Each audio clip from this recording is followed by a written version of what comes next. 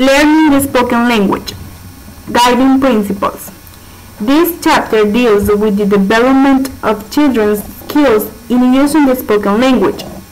The chapter is built around two guiding principles for teaching. Meaning must come first. If children don't understand the spoken language, they cannot learn it. To learn these course skills, children need both to participate in this course and to develop knowledge. Central to the chapter is an analysis of children using the foreign language in a real classroom task in action. Discourse and discourse events. The term discourse is used in two ways in the literature. First, discourse is contrasted with text to emphasize that it concerns use of the language. If we want to consider text as discourse, we must include the context of use and the users of the text. A very simple example is a shopping list. If we consider the shopping list as a text, we have a list of items. If we consider the shopping list as a discourse, then we have the text, but we must also include and consider many other elements around the list. It was written by a woman who has a family and a house to look after, who was planning a trip to a supermarket, and that it was intended to be used while walking around the supermarket. The second use of discourse is in contrast to sentence. Once we move from sentences to paragraphs or to books, articles, or other large units of text, we are in the world of discourse. The first sense of discourse tends to be the most important because all language is used in a context. But discourse in foreign language learning needs both senses. Children need to be able to use the foreign language with real people for real purposes. Part of this requires children know how the foreign language works in conversation. Meaning first. Children's drive to find meaning.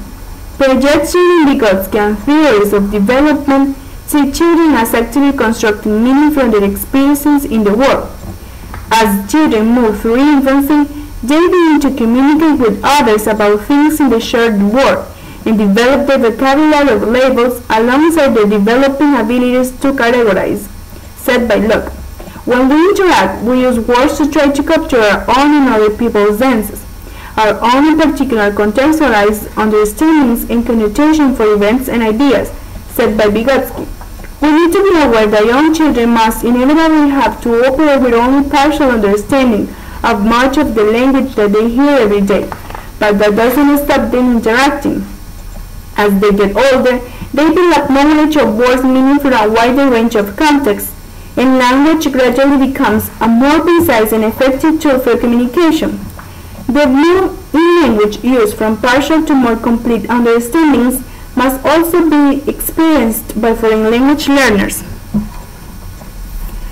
The use of first language is driven by a socially motivated search for understanding and a need to share understanding. When they inquire a new language, we can expect that they will try to make sense of it by bringing their social knowledge, when they know already about how the world works.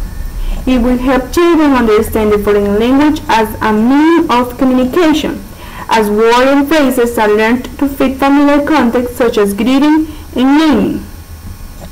If the language resources are not sufficient, then the social motivation to construct shared understanding, what has called communicative pressure, is likely to lead to use of first language or mixture of L1 and the foreign language. One teacher needs to check that meaning is accessible. If adults find themselves in a situation where they cannot make sense of what they were told to them, they will probably ask directly for clarification or find some other way to understand. But children are important and different in this respect because it takes some years for them to become equal participants in interaction. And if they are not understanding, they cannot learn it.